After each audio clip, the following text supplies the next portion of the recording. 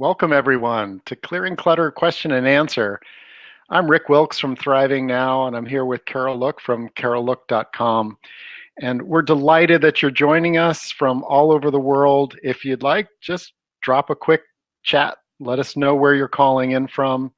And if you've already got the Clearing Clutter from the Inside Out program, you can say, got it. And if you don't, that's awesome too. This call is not specifically focused in that way to try to get you to get the clutter program or not. It is something that we have available right now. It's something that we're excited about. And also that we know that there are questions, just even hearing the answer to one of the questions today could make a difference that allows someone to go forward on their own or to break some energy and get their activity moving. And so Carol and I wanted to offer this to you, our community, as a gift and also an engagement. It gives a chance to get to know what are your core questions. And we really appreciate how much vulnerability many of you have put into the questions and the emails and the like. So, Carol, do you want to, wait a second.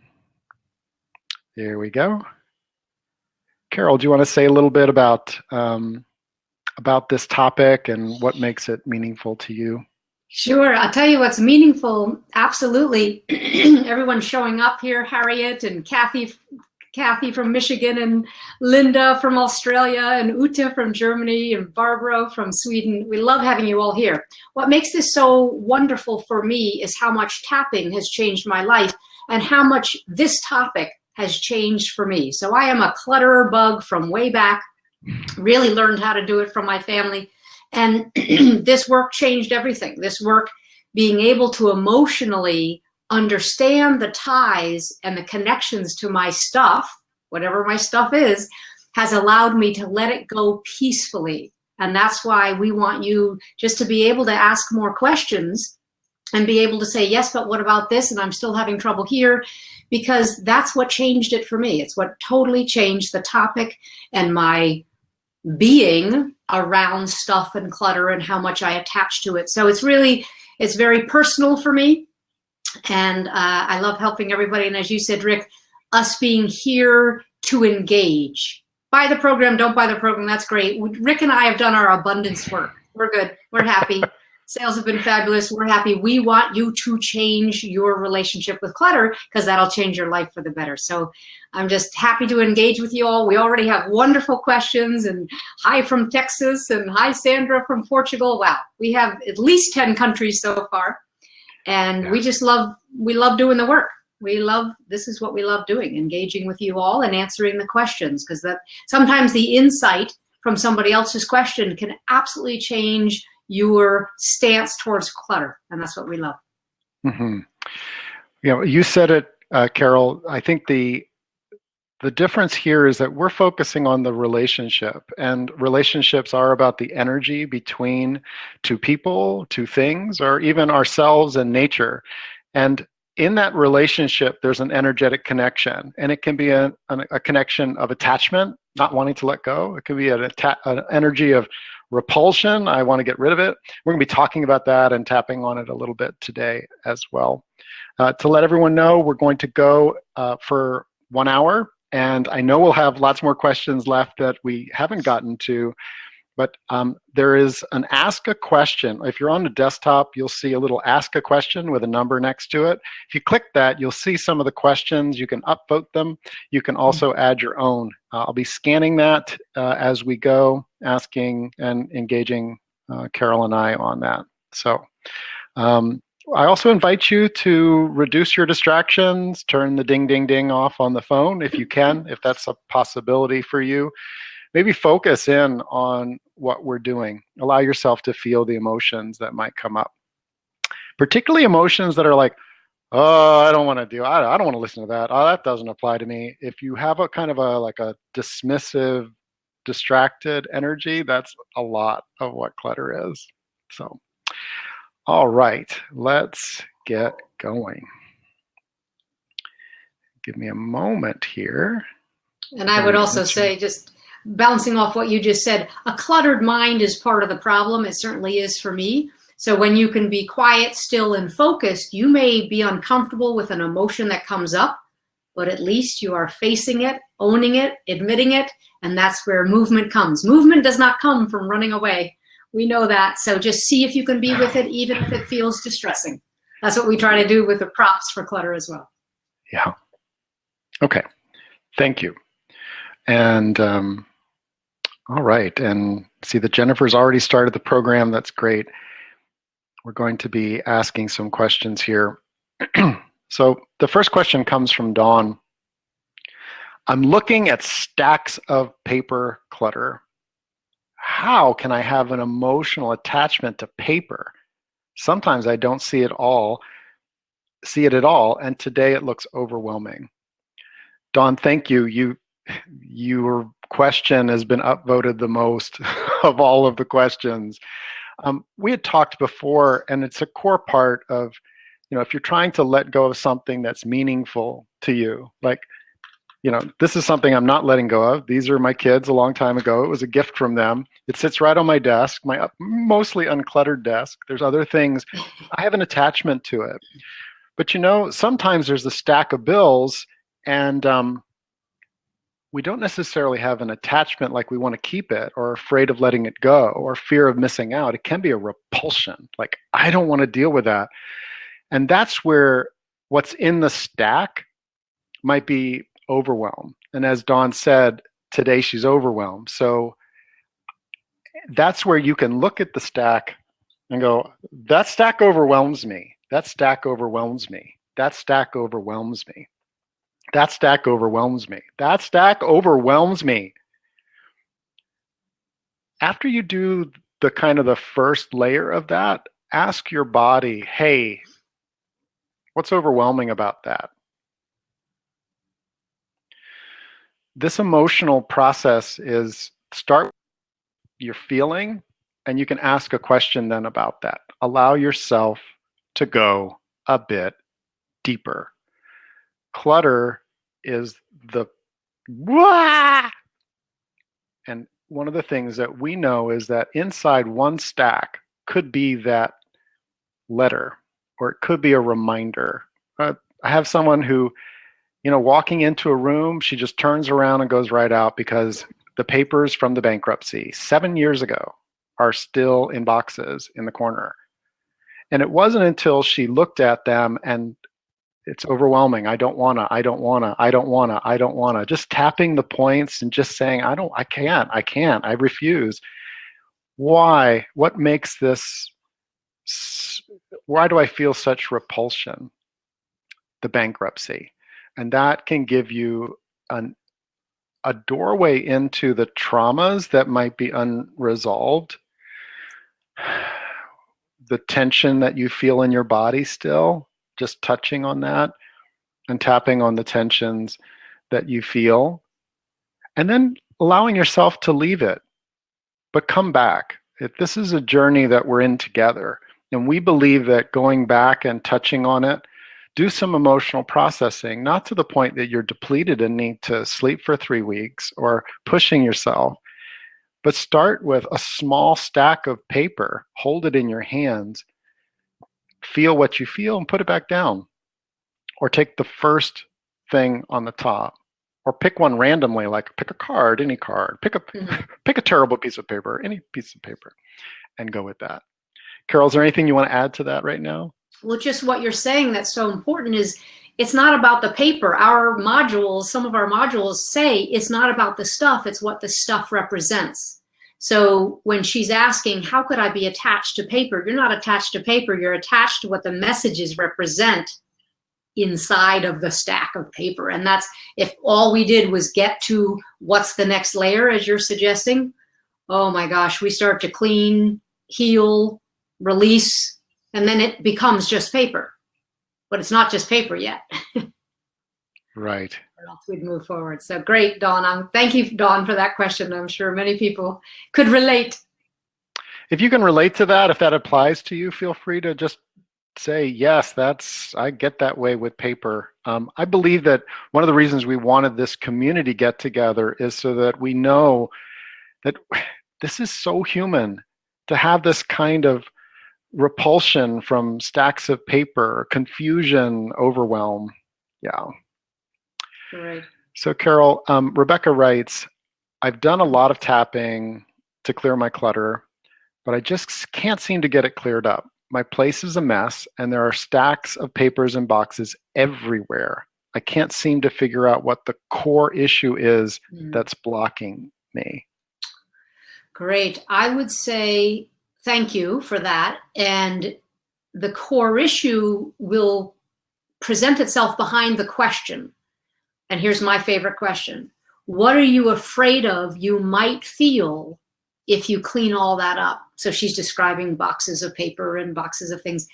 If it's not in your way and it's calm, quiet, and peaceful, what other emotion, grief, hurt, resentment, fear, what might come up instead? In other words, clutter is incredibly distracting, and it's distracting for a reason. So I would say, if you don't feel you've gotten to your core issue and it's manifested in plenty of stuff still around you, I would suspect there's a fear of getting rid of, a fear of throwing out, a fear of being without it, because I think in our original webinar, Rick, we talked about the protection. Yes. Clutter protects us. And we have to be kind of brave enough, because it's a little scary to say, what's it protecting us from? Intimacy, talking to people, being close, a feeling of hurt or betrayal we don't want to deal with that has nothing to do with the paperwork or the books, but it's a feeling we won't go to. Grief. Someone said last time in the comments that she understood where her clutter was from because it was a way of keeping her mother-in-law away from her house. Right. So sometimes there is a core issue that if you loosen up the energy around that, you manage that particular energy, then you get your energy moving.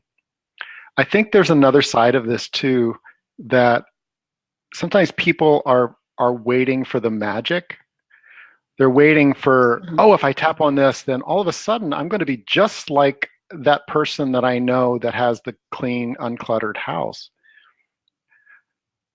Our approach is, okay, tap enough that you can pick up a stack, like this, and look at one item and go, oh, I don't know what to do with this. I don't know what to do with this. I don't know what to do with this. I'm open to what to do with this. I don't know what to do. You're just tapping around the points. Chin. I don't know what to do with this. Collarbone. What do I do with this? Under the arm. I feel confused about what to do with this. Top of the head. I'm really open about what to do with this. Nice. And when you do that, the core issue is limited to focusing in on this card. This has my goals for what to learn about guitar, and there's an emotional thing. I wanted to learn 3 new songs by Christmas. It may not happen. And it feels like the thing to do with this is to put it on top. That's all. Right now, in the middle of this other stuff, it feels good to put it on top instead of burying it. Great. So that's one way that you can look at it, is that there may be a core issue that affects the entirety, but get yourself moving for 5 minutes with the core issue that affects, that little trinket that annoys you every time you see it. So, good. Great. All right, next question. You all, are you paying attention to the questions and the tapping and what we're doing? Tune in. See if it's just too easy to get distracted by each other. You're all joining each other's groups and stuff on the side, which is great. But this Q&A for you, we want you to really be here. And maybe that's a clue that it's a little bit hard for you to touch this topic. We've already hit some pretty big feelings. So see if you can put that aside. Just stay with us. See if you can tap with us. Stay with us. See if it connects to you. You know what? The entire work that we do, feelings are difficult. That's why we don't want to feel them. So someone asked, and it reminds me, I want to find the question here, because it was one that also came in email a bunch, and I added it manually. Just give me a second here. Who would I be without all this clutter? Who am I if I'm not my stuff? Carol, what would you say to that one? So great question, because underneath that, there's an answer. Do you feel less than without your stuff and what the stuff means? Do you feel inadequate without not even just the monetary value, but again, what your clutter represents? Is it something you've spent money on it? Is it something from your stepmother? Is it something from, a conference you went to 5 years ago and it has a nice memory? The question is valid. Who are you without your stuff? And everybody needs to answer that themselves. And I think it's challenging. So let's just do a little quick one on that. Yeah. Eyebrow. I'm afraid to let go of my clutter. I'm afraid to let go of my clutter. Who am I underneath it? Who am I underneath? Under the eye, who am I without it? Who am I without it? I've become identified with my stuff. I've become identified with my stuff. And I don't know who I'd be without it. And I don't know who I would be without it. Collarbone. I like holding on. I like holding on. Under the arm. It makes me feel like me. It makes me feel like me. Top of that. Who would I be without all my clutter? Who would I be without all my clutter? It's triggering grief again. It's triggering grief again. And I'm allowed to feel that feeling. And I'm allowed to feel that feeling. So the more permission we give ourselves to feel the painful stuff, the more we can unbind it from the book, the sweater, the couch, the stacks of paperwork, and say, well, paperwork is paperwork. It's not love. It's not money. It's not meaning. It's not value, self-esteem. So great question. And yes, many of you, Tana, I see here, wrote it, but many of you also wrote it after the original webinar. So wonderful. Yeah, clutter protects us. And that's also, I think, the honoring aspect of the approach that Carol and I take. It's to build up your own sense of identity as someone who, for example, can get clarity about what's right for them or not, that doesn't feel the pressure to get rid of it all or the pressure to keep it all, that you get to right size rather than try to be like your mother or your mother-in-law or someone else. And if you need protection, it's like, oh yeah, clutter protects me. I like that. And what else can I do to add to that sense of protection? Developing a good, strong yes and knowing what that is and knowing how to protect your own yes and no. Awesome. I love you guys. This is so fun. Is there let me start the answer. Is there an optimal routine to put in place, like every day or every week? Nadia writes that, Carol. Nadia, great question. What I say is optimal. It's a little bit vague, but it's even though I have emotions that are attaching me to my clutter, I choose to honor them anyway. Now, be specific. Go ahead and say, even though my grief is attaching me to my clutter, even though my hurt, even though my past, even though my ex-husband, go ahead and make it more specific. But if you can't be specific, go ahead and just honor the truth, which we know with thousands of people who've worked with the clutter programs with us, that you've got emotions binding you to your stuff. That's true. So you can't go wrong with that one. It is a little vague in general, but you can't go wrong. So I would say getting 5 minutes of clutter tapping done a day is better than the perfect wording. Yes. Right. So and I think that if you identify as having clutter, you feel that emotion.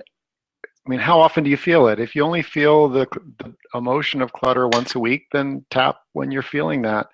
But if you feel it every day and every time you walk through a particular room, take one of those opportunities to tap for 5 minutes and just see what starts moving differently. When we hear that, all of a sudden someone will notice that, oh, well, I didn't touch that room, but my kitchen table is clean for the first time ever. And we start like building resiliency it is important, I think, to have a regular routine, a practice that can help. So thanks, Carol, for that. And two regular routines. One, the tapping on the emotions, and in our program, little coming attractions. In the program, we talk about putting aside time every day to do it. Not an hour, but 5 minutes. That's a hint that changed my life. Because as I said before, I always think I have to have a week to do my. I don't have to have a week. I need 5 minutes a day. Right. Awesome. Great questions, everybody. I love. Liz writes in, what about books? What about papers? Everybody's got the what about this. It's the same thing, whatever the item is. You have an attachment that makes you say, I mean, behind me, there are 20 books I'm not going to read, and it used to be 40. Now it's 20. I tell you, in a month, it's going to be 10. I keep changing my relationship with books, but I bought it on Amazon, and it was all bright and shiny and lovely and so pretty, and I have not cracked it. So I'm going to pass it along and feel like I'm giving it to someone else because I'm not reading it. Yeah, and that's another factor here that's core for us too, is that, you know, my interests change, my motivations change, and I think part of the refreshing look at Clearing Clutter is what is new about me that these things don't fit anymore. I used to have certain things that I was interested in, and I'm not anymore. And like you said, they can find a new home, and that if it can't find a new home, then the attachment there is the distress. Again, clearing clutter doesn't mean like getting rid of everything. If it causes you distress or it distracts your attention from what you would really rather do, if you feel like a tapping on your shoulder every time you see that book, read me, read me, read me, read me, you know, read me, read me, read me, tap yourself, read me, that book is keep telling me, read me, and I don't want to read it. I'm actually not going to read it, and it's okay for it to go to someplace else. That's the emotional approach. Someone said, you know, just give it to the library. That's great. That's the practical. It's so neat that we have practical advice about what to do. And if you hold it in your hand and you start quivering and you put it back down and you hold it in your hand, you think about giving it away and you can't, that's what we're talking about, that tapping can free up that energy. So awesome. So a number of people have written this in, something like it. I tend to want to recycle everything if I can, since we need this for the earth and life to go on. So that slows me down considerably. Any suggestions? I really want to honor that I like to leave the campsite better than I found it. I'd like to leave the trail that I walk on with fewer bits of trash than before. I'm grateful to have so many people in my world that properly managing the waste products of being alive is important to them. And I think we can feel the distress here, like everything, recycle everything. That's for many people, like the constipation. I need to recycle. It becomes I need to recycle everything in order to be a good person, a good steward of the earth. And that tension is where you start. Good. And then start with something that really is not recyclable in our current state, that you don't have an outlet for it. And see if you can get to a place where it's okay. I want to recycle this. I can't. And it's okay for it to move on. It's okay for it to move on. You may get a lot of resistance there. Honor the resistance. I want to be able to do this. It's important to me. It's important to me. It's important to me. And it's okay for this to go in the trash. If you get a big when you say that, say, and it doesn't feel like it's okay, and it's okay, and it doesn't feel okay. You're wanting to get to the place where you can, in the same way that we have refuse that goes into the toilet, and it's the right place for it to go right now. Someday there may be a different source for what happens to that energy that has changed forms. As part of living, I'm living and I create garbage. Man, I hate that. And it's part of living and I hate that. And I create garbage and I hate that. And it's okay to manage. I think that what I've noticed is that people that get constipated around that, when they find their right balance, same way right size, then things can move on and you have more creative options. This is not an easy one. That's why the emotional aspect of this, someone can come in and say, why do you keep all this stuff? And it's really dear to your heart, like who you are as a person, your identity. Like, who would I be if I threw this away? For me, I need to land on I'm someone who acknowledges that living right now in today's modern society has some trade-offs that I don't love. And I'm wanting to have energy to invest in cleanups and energy to invest in doing the recycling work that is possible, the upcycling and things like that, the sharing economy, getting things going. So the only thing I would add, Rick, is the word honor. If there's one thing you all take away from this Q&A and from our original webinar, whether you buy the program or not, is this idea of honoring everything that comes up for you, even if you detest what's coming up for you. Some of you are saying this is really hitting you hard, this is emotional. Whatever comes up for you is what's coming up for you. And the problem with human beings is they don't honor what comes up for them. Rick and I didn't agree 100% on every word and every module and everything in this program or our last program, but we honor each other and we honor the feelings, and we go back and forth and back and forth and back and forth until we say, hey, this is a place we land, but I'm okay if Rick says that doesn't feel right to me. He's okay if I say, that doesn't feel right to me.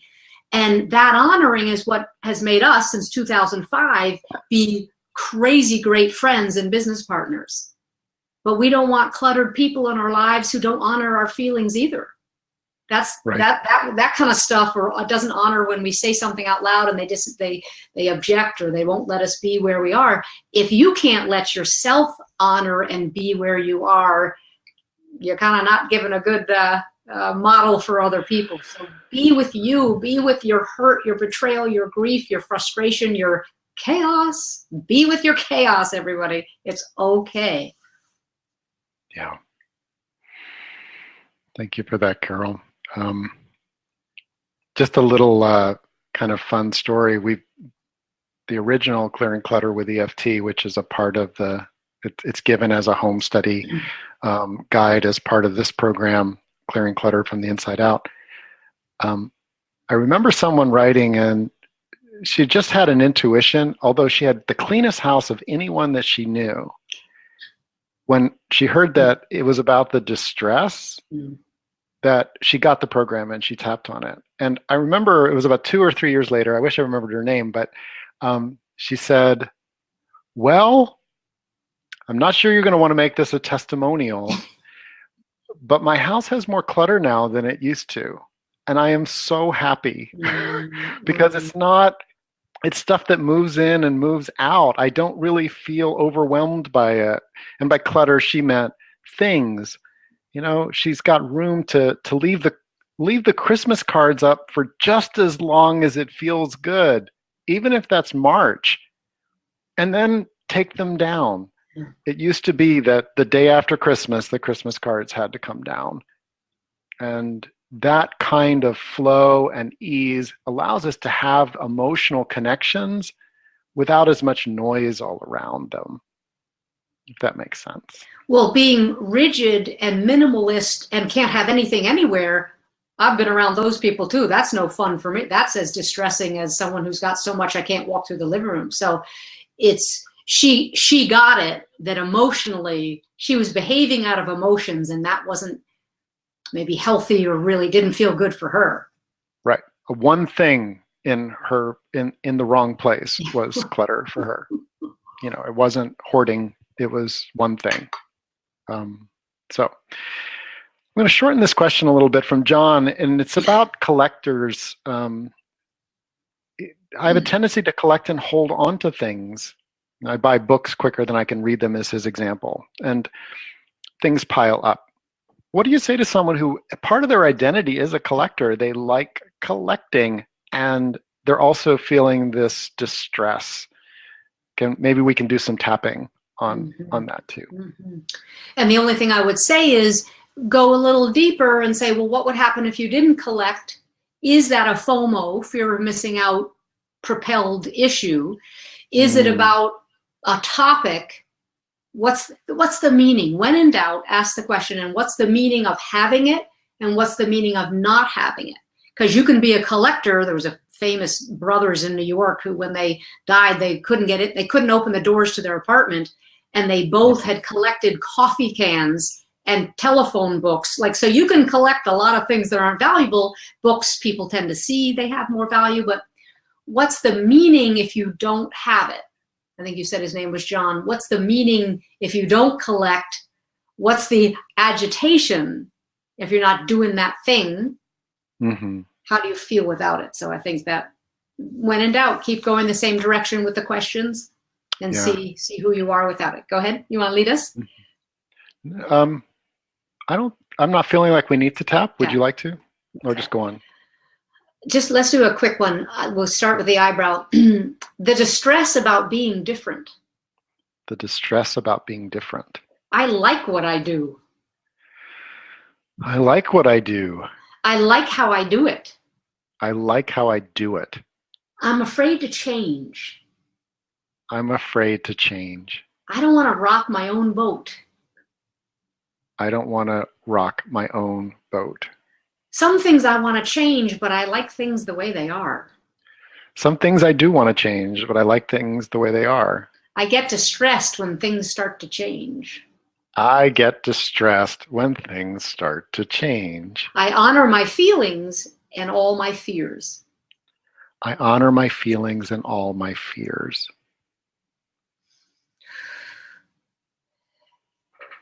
Deep breath. I would say a general statement, it may not be true, but John, who wrote in, when the phrase, I buy books faster than I can read them, what's that for? There's something about getting and buying the latest, and that doesn't make sense if you can't read them, which I have done. I've gone to a conference and come home with 4 shiny books. I've never cracked them. So I've done it. So once again, go to the emotion. If you didn't do it, how anxious would you feel? When you do it, do you feel comforted? What's in it for you is what we like to ask. What does it do for you? Great questions. I know that when I tapped on the books dynamic, what happened was that my intuition said, well, why don't we just add them to your Amazon wish list instead of one-click buying? I was like, oh my gosh, why didn't I think of that?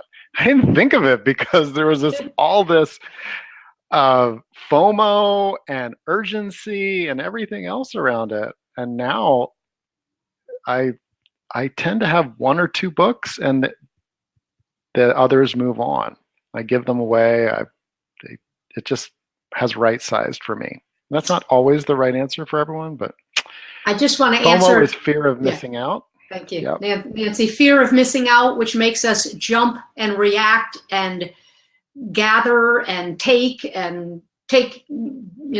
buy things that we don't need, but we're afraid if we don't have it, we're less than.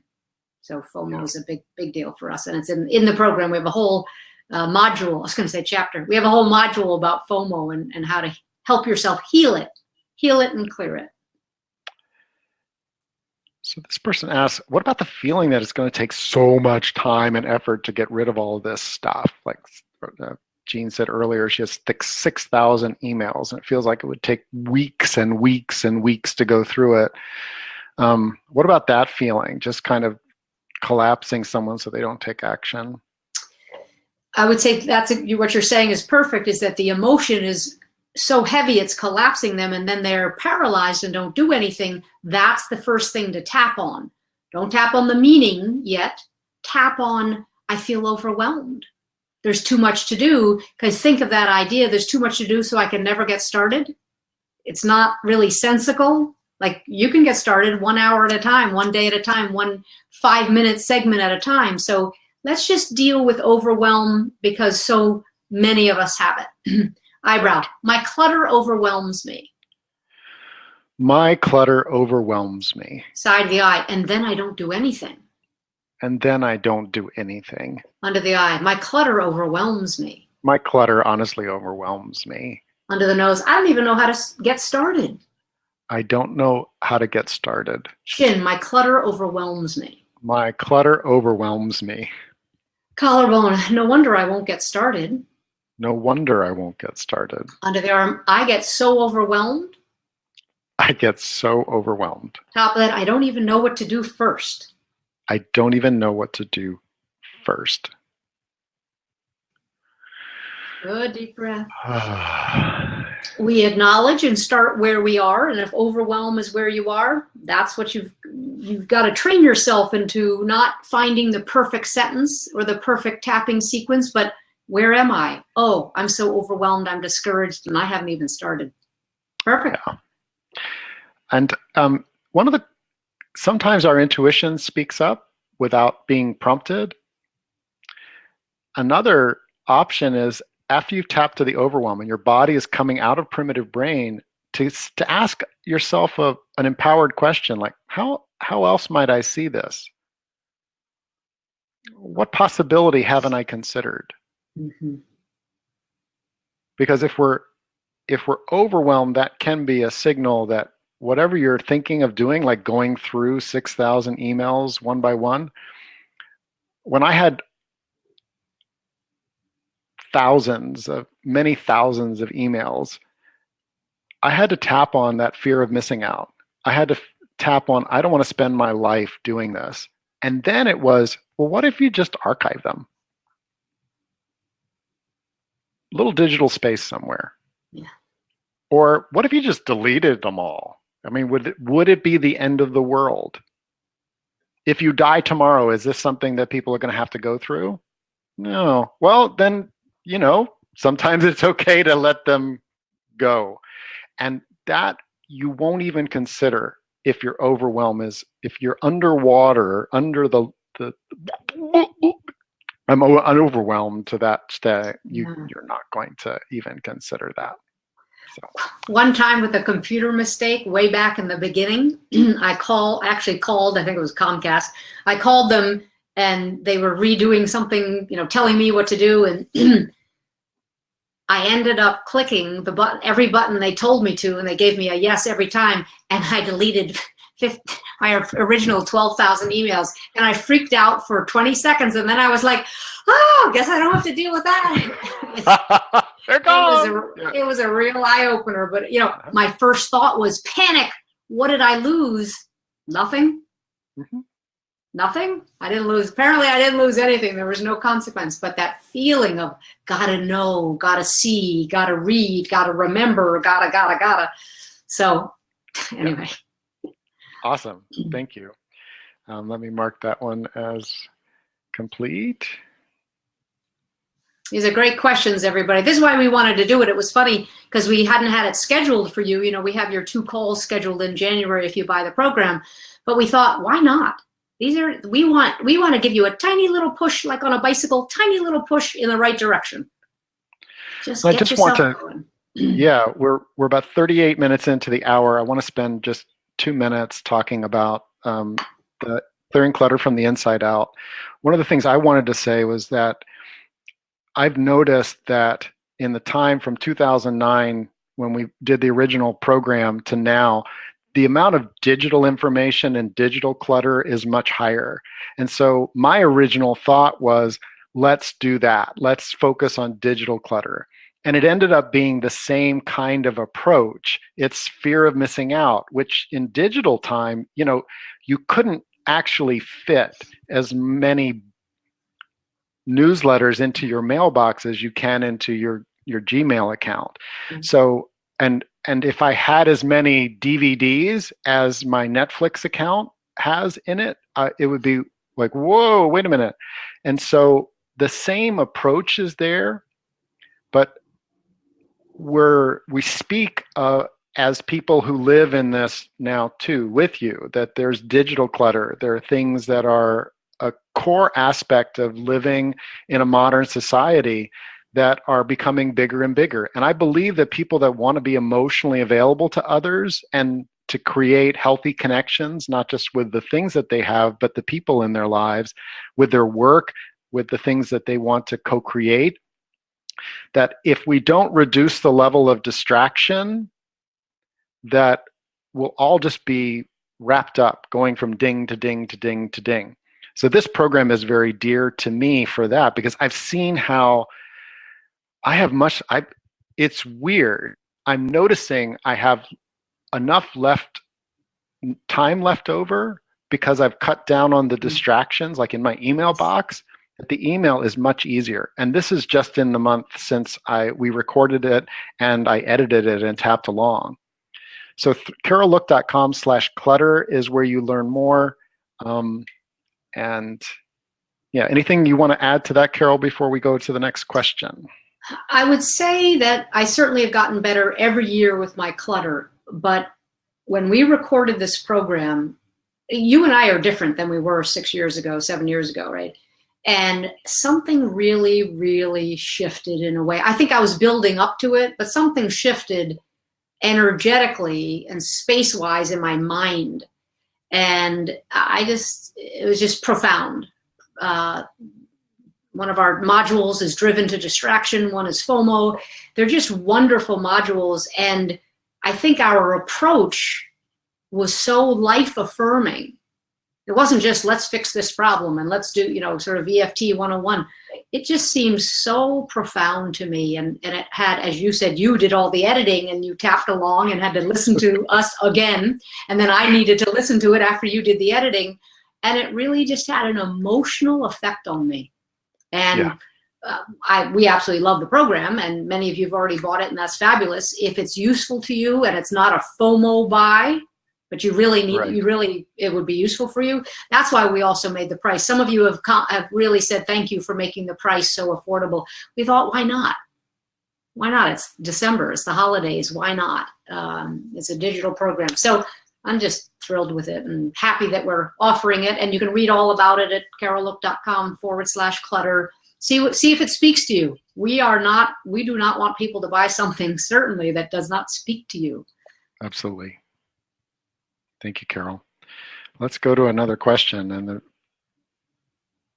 one of the cool things as I see people writing in extra questions is I know that when you take the emotional approach, these things work. Like, let's take this. I have guilt about throwing away pictures, even ones that I have no intention of framing. Help, Emily asks. Carol? Same thing. What's the attachment? What's the guilt? So Emily, I hear the guilt. Like it could be a terrible picture. I've done that. I know, ripping up a photograph from 1990 something, that used to be taboo. We never do it. Now everybody has them all on their telephone. If it's a terrible picture, you have good pictures of that person if they've passed on. What do you hold? The question is, what are you holding on to? What's the memory? What's the attachment? I think there's a lot of guilt there. There's a lot of I shouldn't. I shouldn't, yeah. Right? And I think what comes to me is that, what kind of person would, and this is, so you can say, well, what if you're being blocked from like getting rid of those paintings or Aunt Mary's desk, and like what kind of person how would you complete that, and where do you feel that in your body? And we believe that tapping helps tune us into some identity conflicts. Like, oh, I don't want to be that kind of person, so I need to hold on to this. All you know is that you're holding on to this and it's causing distress. Well, I'm the kind of person that wants something of Aunt Mary's to be used, or start the recycling process, or to just be not in my space in a way that is distressing to me, because Aunt Mary wouldn't want me to be distressed all the time. You get a different place to land. So holding one of them, and again, we keep going back to that, and we're told, but I have a million things. Yes, right. And chances are, just like someone who has had a million traumas that contribute to their weight gain and holding on to their weight, if you take one of them and hold it and feel it and tap on it, maybe with a professional too, or with a tapping buddy, when you do that, it starts building up the strength so that you just know you have your yes. You can feel the yes. This is to go to someone who can care about it. This is to go to recycling. This is actually trash. This is trash energy. This is really just refuse at this point in my life. And when you get that, now you've got your energy moving, and you can go from yes to yes to yes to yes. That's core to your teaching, and I love that. It's find your yes and then land in gratitude. You'll also hear that in the program, is that we land you in gratitude in the modules, because we think that that's a place where you're really savoring what you have more than you are right now, and it's authentic. Wonderful. So, nice. Okay. Hold on a second. Computers. Carol, what about trauma? I have papers and stuff from the past, and I can't let them go because I feel like I have to, quote, resolve something, Christy asks. Resolve something about the papers? She just said, I feel like I have to resolve something. So it's Okay. like holding on to it until there's some sense of resolution, maybe. Yes, this idea of I can't do it until. So you would know, Christy, what the trauma is emotionally. Is it about being hurt? Is it about a sudden death? Is it about someone firing you? You know, what actually happened that is making you attached? So we trust you. We trust all of you. You know. Then, because of the nature of trauma, we tend not to want to go there ourselves. If it's a trauma, you'd probably get better results by going to see somebody, just because the nature of trauma is we try to avoid it. So the answer is yes, you need to resolve it, because we all deserve to resolve old traumas. Hurts, angers, betrayals, sudden shocks. Someone died suddenly, you fired us suddenly, someone told us about diagnosis suddenly, we were hurt. Go get some help. You deserve it. And if you're making the connection, I believe you. Yes. Nice. Christy, thank you. Carol. All right. This one's fun. It sounds like I belong here. Everyone is describing my same issues. Holding on because of recycling indecision, FOMO, and simply not starting. I am tired of it and I need to change, but I'm scared of what I might find is the reason, and I need help. Carol, that's right down your alley, it feels like. I'm scared of what could come up is the tappable issue there. Don't go to the feeling that's going to come up yet, because you're not ready to, but just honoring, here, let's do this together. Eyebrow. I'm afraid of what emotion might come up. I'm afraid of what emotion might come up. I'm very clear that a lot of feelings are connected to my stuff. I'm very clear that a lot of feelings are connected to my stuff. Under the eye, and I honor that I'm afraid of what might surface. And I honor that I am afraid of what might surface. Under the nose, and that's okay. And that's okay. Chin, I can handle a lot. I can handle a lot. Collarbone, I can even handle my fear right now. I can even handle my fear right now. Under the arm, I could almost feel excited. I could almost feel excited. Top of the head, that I'm going to start to unpack this problem. That I'm going to start to unpack this problem. I'm allowed to be afraid. I'm allowed to be afraid. And I honor all of my emotions. And I honor all of my emotions. Yeah, take a deep breath, all of us. I honor all of my emotions. Feel your feet on the ground, your seat in the chair. Maybe even touch your heart, your hips. Sometimes even pressing your hips a little bit, squeezing your knees. Get into your body. Clutter is external, and your energy is going to be internal. That's why we talk about clutter from the inside out. We know that we start with what's inside before we act on what's outside. That goes if you've got a relationship that has a lot of clutter and noise. Start with what's inside and then engage outside for a few minutes even. That approach just changes the dynamics. It changes the dynamics with our stuff. It changes the dynamics with people as well. So thank you, Carol, for Absolutely. that tapping. If we want to change, we can't keep doing the same exact things over and over again. And I had a client who was complaining about her boyfriend and complaining about everything he did. And I said, well, what's in it for you? How does it serve you to stay with someone that you complain about every 2 seconds? And she said, what? I said, what's the drama doing for you? Because you come in and I ask you to focus on you, and you say all your sentences start with "he's such a jerk," and she had to admit that "he's such a jerk" kept her from her internal feelings, which is I don't want to leave, I don't like grief, I don't like to break up, I don't want to feel what I really feel, and it was life-changing. Yeah. Deep breath. 9 more minutes, folks. You're doing great. Wonderful. Jeannie writes, I seem to rather buy storage bins rather than throw things away. Clutter causes me to lose things plus valuable time looking for things. I really spend way too much time cleaning my home only to have it look like a tornado came through every 3 weeks. She said, please help. Send an organizing crew to my house. Yeah, that's the first thought. That's what, let's put ourselves and get, an entire crew of 15 people to come in, and it will look like a tornado came through in 3 weeks.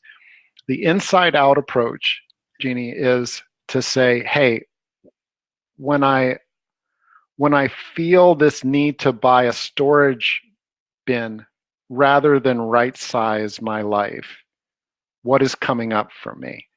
What's even below the overwhelm? And by taking that approach, and instead of the intense cleaning thing, which you may still do, right? If that's your cycle, it's intense cleaning and it comes back around again in 3 weeks. Be open to the possibility that between the deep cleaning and the 3 weeks when it looks like a tornado, that there's an opportunity there. There's an opportunity to take a few things that are showing up, like one area of your home that starts feeling the most distressing, and be with that. We can pile stuff in front of something that has an emotional charge to it. And that's why the gap there between cycles is an opportunity to look. And then exploring after a bit of meditation, perhaps, what would be right-sized for me, for you? What do you feel in your core would be the right level of clean? And how do you make that a sustainable thing so that the cycle, instead of being 3 weeks, is 5 minutes here, 5 minutes there? The reason I keep my world without as much distress is that I do it in the flow of things, without the pressure and strain, but also with mindfulness. I'm aware of when things get distressing, and I take care of them in 3 to 5 minutes, and that helps tremendously. We need things that are sustainable. We need sustainable environmental policies. We also need sustainable emotional environmental policies for ourselves. Yes. So that's one of the things that I might look at. Great. Thanks, you all. We just love interacting with you. This is fun. Great questions. This person, KKB, wants some tricks for throwing out stuff or getting rid of stuff that isn't like tired or broken, but fits in that midway between something that you're just not sure what to do with it. Any tricks there? I'll tell you the trick that you helped me with, Rick, years ago. Somebody needs it. Somebody sees it as incredibly valuable.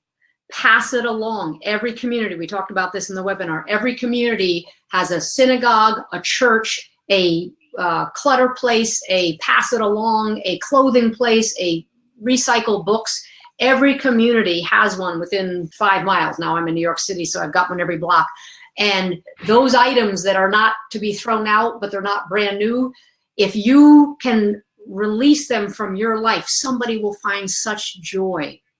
That's what I loved. Somebody will find joy in it. If I'm understanding her question, like tap on it until it's like lovely item, but I don't need it anymore. Pass it along and someone will feel so grateful for it. And that really helped me emotionally, because then I wasn't stuck in the, I'm letting go when I wanted. It was, I could then focus on somebody else finding value and pleasure in it. Thank you. So let's do one more question. Why do I want to accept items that are free, even if I don't need, want, or like them? That's yeah, you don't have breaks, you know, and that can come from like an honest block to saying no. And it could be part of your identity. Good people accept things, you know. I make a home for things. Part of your identity is I make a home for things somehow, some way. Look at those things and see what comes up for you. And imagine, like, take something in your house that you really didn't want, didn't like, and hold it in your hand. And even just asking, why did I say yes? Why did I do this? Why did I take it in? Why is this in my life? Why is this ending up? Ha ha ha. I'm wanting clarity. I'm wanting to know how to retune myself and see what comes up for you. We believe tapping is an opportunity for insight, inner wisdom. By engaging with something outside that's in your world, what was the upside? Carol used it. What was the upside of saying yes to this? Well, I didn't have to deal with her trying to shove it down my throat. I said, oh, thank you so much. Rather than, no, you should have this. Oh, everyone needs one of these. Oh, you'll love it. Come on. Maybe it's that.